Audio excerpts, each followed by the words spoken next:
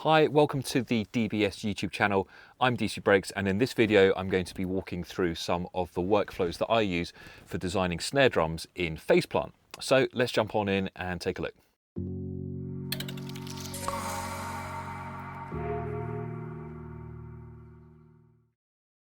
So this is a preset that I've designed. It sounds like this.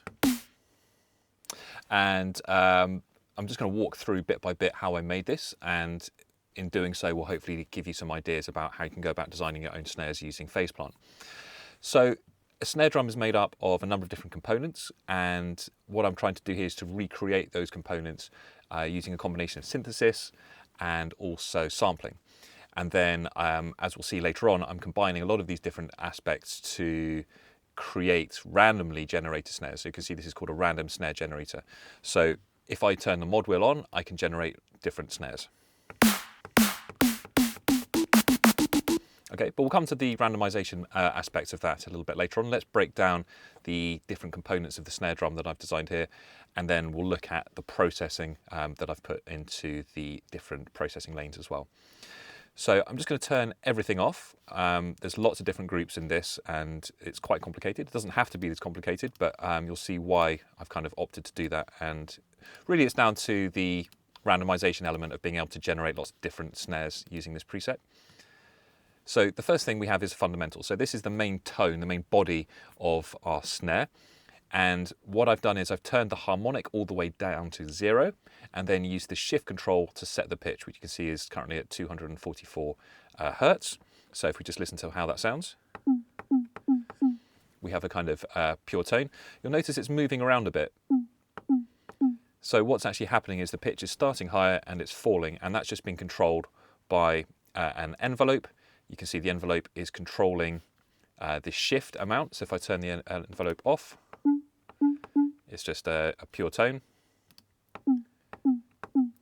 And that reflects the physics of a snare, that when you hit it, the main body, if you like, the skin is going to vibrate at a particular frequency, and then as the energy dissipates, that tone tends to come down a little bit. And that gives your snares a bit more of a realistic feel, but also a bit more power as well. You'll see that I've filtered off some of the low end and also removed some of the attack. So that tone, that snare tone, that body, if you like, comes slightly after the initial hit, and that's formed by the transient. So if you were hitting a snare with a stick, that's the initial energy that is kind of given off by that initial impact. So there's lots of different ways that you can create transients to go on your snares. One way is to use a sample. So I'm actually using a kick attack. Let's listen to what that sounds like. I've got a couple of different transients in here to kind of compare how they sound. Here it just sounds like a very kind of fast, very short, pitched sort of tone. Starts very high up and goes down. You could synthesize this very easily as well as just a sine tone sweep, very, very short. You'll see that again I've removed a lot of the low end. I've used a filter here just to kind of scoop out some of the sort of upper frequencies as well. And you'll see the envelope, which is shaping this, again, is very, very short. So we just want a very short sort of tight click. And when you put those two together, already we're getting something that sounds a bit like a snare. Okay, let's move down to the next group. So we have some pink noise here. So Faceplant allows you to insert lots of different types of generators. We've got analog, which is just your standard analog wave shapes. Granular, which we're not using in this instance, noise, sampler and wavetable. So in the noise area here, we can choose the slope, which reflects the type of noise that we're using. So on the right, it's brown noise, and then on the left, it's white noise, and pink noise is somewhere in between. And it's a medium brightness, if you like, type of noise. You'll see at the moment that this is filtered quite low down. So this is providing kind of some low level noise. It's not very bright. We have some white noise that we'll look at later on. And this is just helping to give some texture to the snare that isn't otherwise apparent from having just a pure tone. And that again sort of reflects the real physics of a snare drum. So let's just bring the cutoff all the way up so you can hear it. And we've got a gain control here. This is being controlled by an envelope down here as well. So if we just turn this up, you'll hear it more clearly.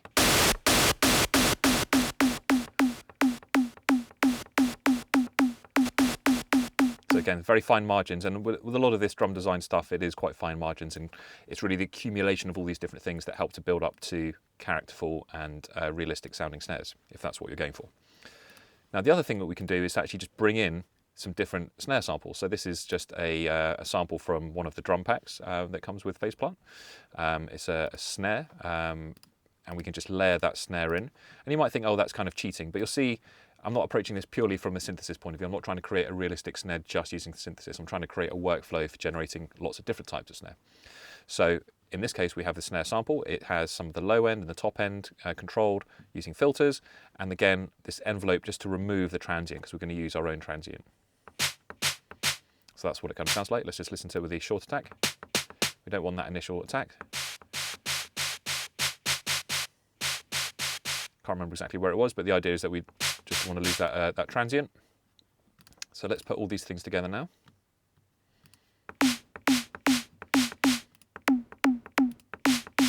So that's giving it that kind of texture that we associate with snares.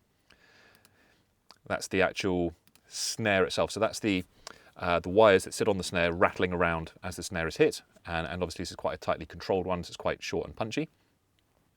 Now here's another transient that we're using, which is one that I designed in Serum actually. So there's lots of different processes that you can use to generate and design your own transients. It's not something I'm going to delve into deeply in this video, but if we just listen to how it sounds, you can hear how it sounds and how that's going to affect the overall quality and character of our snare. So really it's just a kind of quite low, so although it's clicky, it's got a lot more low end energy than the one we had before. And so we've got this one here, which is, so there's two samples here. It's this one and also this one. These are grouped together. And you'll see here, the level is being controlled by this macro over here.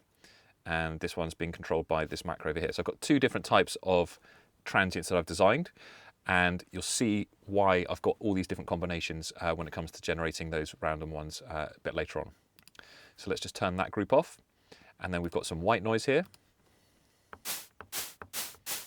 So again, removing the attack so that we just have the body, and this is all the way to the left, so that's a brighter type of noise.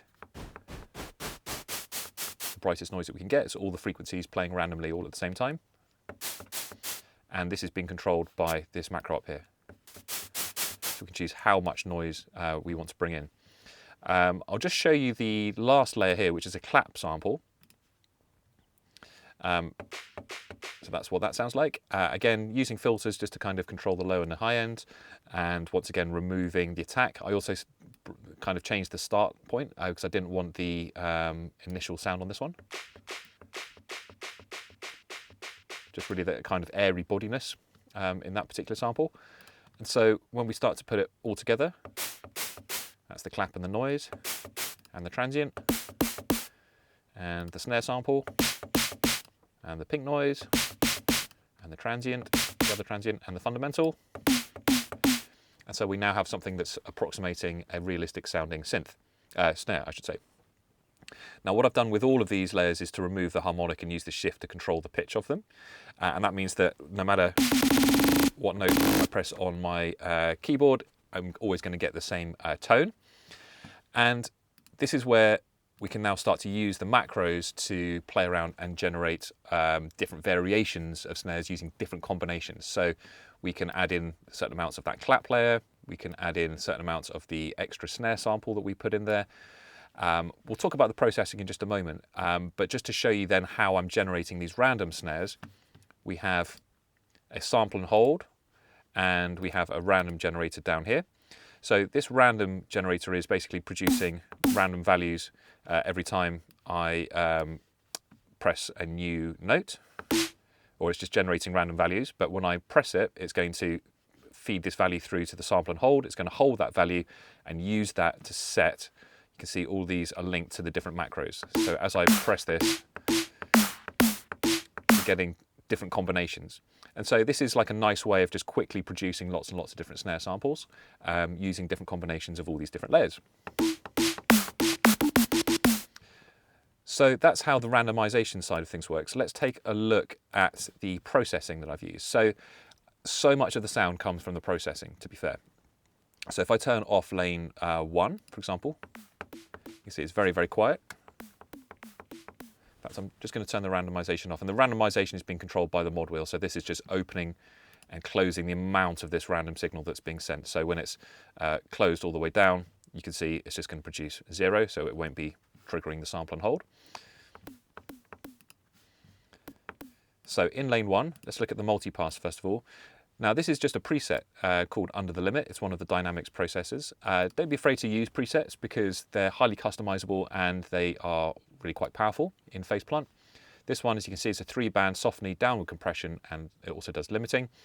And we can use this mix knob to hear the difference that makes. So we also have the ability to shape the tone, depending on if we want it sort of darker or brighter, and how much mids we have. We can shape the stereo image, and we also have the ability to kind of increase the compression, and this maximizer here as well, which is just controlling the gain on the limiter. So depending on whether you want it quite snickety kind of sounding snare, or whether you want it a fuller, more heavily pushed type of snare, that's quite a useful control for that. And then similarly, we have this snap heap plugin, which is called Bus Force. And this is doing a similar kind of thing. It's basically a bus processor. You've got some EQs, filters, and compression, saturation, and overdrive. And again, we can use this to kind of shape the tone of our snare. So we want to add some more highs in there, make it brighter, change the amount of compression. We've got the filters there if we need it, saturation. If you want to push it, make things a bit more aggressive. And so we can use these in combination to kind of shape the tone that we want. So that's like really like way too much. So we've got these mix controls here. And we can also change the mix of this processing for the whole lane down here as well. And you'll see that all of the macros from Snap Heap up here feed through to the front here. So we can easily control those settings without having to jump inside the snap in each and every time. So without the processing and with the processing. And then the only other processing we have on the lane 3 is where I like to do kind of my master processing, if you like. There's an EQ for adding a bit of brightness. You can just kind of shape the resulting tone that you get. There's a limiter. That's really just here for the benefit of when you're auditioning a lot of snare sounds and things can get a little bit loud. It's just really to save our ears, but I wouldn't necessarily have this on when I come to sample these snares, which would be the final part of the workflow, because it might reduce some of the dynamics and the kind of the punch of the snares. So let's just have a listen how that affects things. It's a bit punchier without the limiter on. Now this is one of the key aspects as well. We have a transient shaper here. We have the attack being controlled by this macro up here. And this is going to allow us to shape that initial punch, if you like, that snappiness of our snare.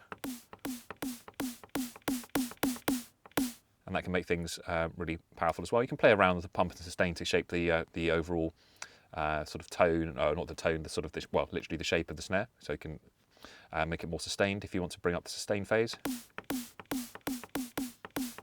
And so on. And finally, just a little bit of soft reverb, again, just to soften the sound. When you're auditioning snares for a long time, it can get a little bit fatiguing. And then that is really it. So now that we've kind of got all that processing set up, we can then just turn on our randomizer here, hit record, and play a bunch of different snares, sample them, resample them, and it's a great way of quickly generating lots of different snares to try out in our projects. So that's a workflow that I really like for designing snares in Faceplant. Let me know what you think in the comments below, and don't forget to hit like and subscribe to get more great videos like this from the DBS YouTube channel, and I'll see you in the next video.